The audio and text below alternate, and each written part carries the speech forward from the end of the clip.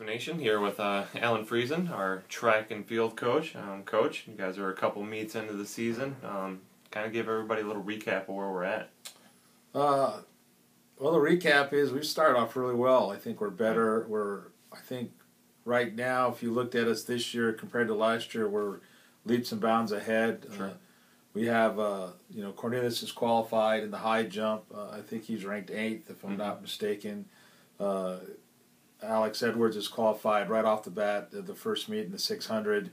I haven't looked at the rankings after this week, so I know he's in the top 5 if he's not 2 right now. So, and then Tara broke the mile last week. It's not her event, but she broke the mile record. Then the 4x4 struggled a little bit, but they ended up breaking the indoor 4x4 record. So it's a good start. We had a lot of solid performances at the Soul Butler in Dubuque. A lot of great competition, and the kids really battled.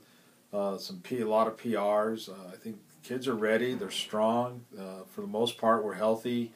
We're excited about what's happening, and we're 2 meets into the season, and the conference is 2 weeks away. So it seems like it's going back really, really fast, and it's just a matter of getting it all clicked together on February 14th. Sure, definitely.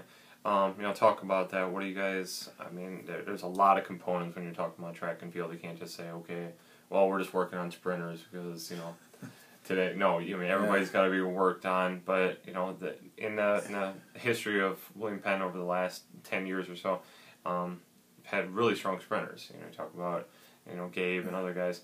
But the throwers have come along. Megan's done really well. Caleb and Derek.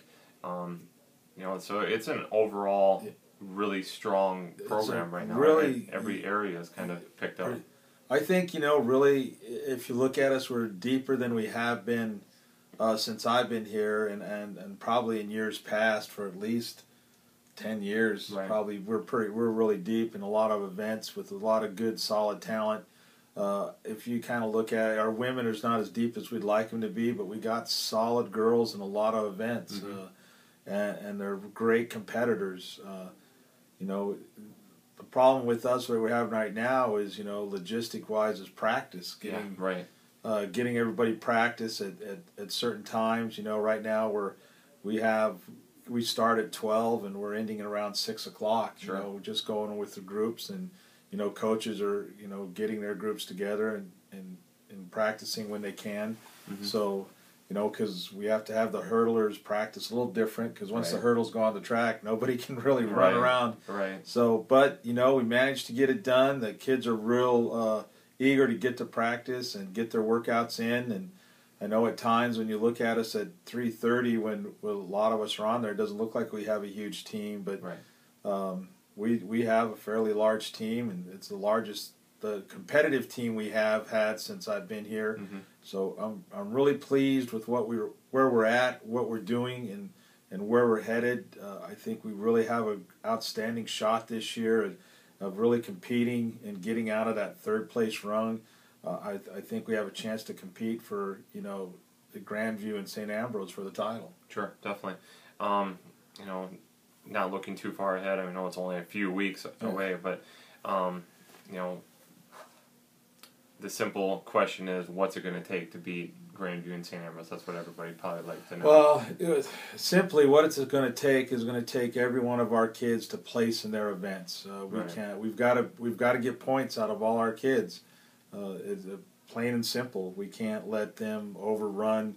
And it doesn't matter what points we're getting. It's great to get 10 points and be the conference champion. But in the past, if you look at us, we've had several. If we've had just as many conference champions as the MCC conference champion, but we still finished 3rd. Because they're stealing points they get 6th, 7th, and 8th. They get the bottom, and we need our kids to steal those points back. So it's going to take a team effort. It's going to take kids really performing at their best, and really, not letting St. Ambrose or Grandview finish ahead of us. It's plain and simple. Now getting closer to what we're at right now. 2 days you guys are at Central. What are you guys looking for in that meet. I mean, just to continue to improve, hoping to get a couple people qualified, all that fun stuff. Well, both of those things actually. You know, we want our kids to continually improve and be consistent on a consistent basis. You know, we still have a handful of kids and the coaching staff believe that can still qualify for nationals. You know, we're looking at Megan and Derek and Caleb in the throws to qualify. We feel that we have a 4x4 team that can qualify. We feel that we have some 400 kids that can qualify. So, you know, we just need to get those kids qualified right now. That's kind of the goal. And you know, and we have some long jumpers and Jalen and Ramel that I think one of those two can qualify in either in one, if not both, and then we still have some kids in those jumps too that I think still have a good chance to qualify. Right. So, you know, it's a long range goal to qualify. We have some time, but you know, we want to be able to be peaking right around conference time. Definitely. So it's a mixture of not overworking them, especially the jumpers.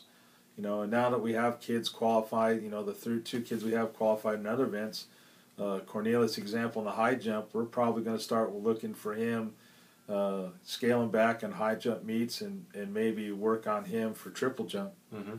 So it's a good time to be a good time for statesman track. It's the most exciting time I've been around, and I know the coaches are excited. The kids are the best. This is a really good group of kids. They're excited. They work hard. Mm-hmm. You know, they don't get to see each other much in practice because we're spread out. But you know, they bonded really well together. Sure, definitely. Talk about bowling last night. Talk about a bonding experience. You guys. Well, we did basically took over Mahaska Bowl. Yeah, we literally took over all 16 lanes of Mahaska Bowl, which surprised me a little bit. I wasn't sure how many kids were able to make it because Wednesday night classes. Right. But you know what? We had like 50 some odd kids, 50 plus kids go out there, and we were out there for a couple hours, and they had a great time. President Otteson came out, made a guest appearance. Oh, cool. So that way he had, walked around and visited with the kids, and they really appreciated that. And and then about halfway through, we turned off the lights, did a little laser bowling, and then they had a ton of fun. Yeah. For some of those kids that it was like team bowling, team bonding. It was, but kind of the old saying, they were kicking and screaming coming in, but they were kicking and screaming going out because they had a lot of fun. Stay, sure. So it was fun. We're going to try to look to do something like that again. I think it really helped bring the team together because we split them up in teams with people they don't normally hang around with or around in practice, and they stayed in their groups. And I think they had a good time. By the looks on their faces, they had a good time. So that's what I'm going with. Definitely. So. Who was the best bowler? Oh, by far, probably Aaron Seddon. He was probably the ringer. I think his high score was like 181. So he was knocking them down pretty good. Yeah, sure. Cool. Well, again, Coach, you guys are at Central on Saturday. Best of luck. Hopefully we can get a couple more qualifiers and at least get the pressure off some of these kids so they're not going in. Like I said, it's a balancing act, but hopefully qualify them now, get it out of the way, and then they can really relax on for conference. Right, If they get them qualified now, then they're not so uptight in conference and worrying about that. So, that'll be a huge deal. Definitely. All right. Thanks. Thank you very much.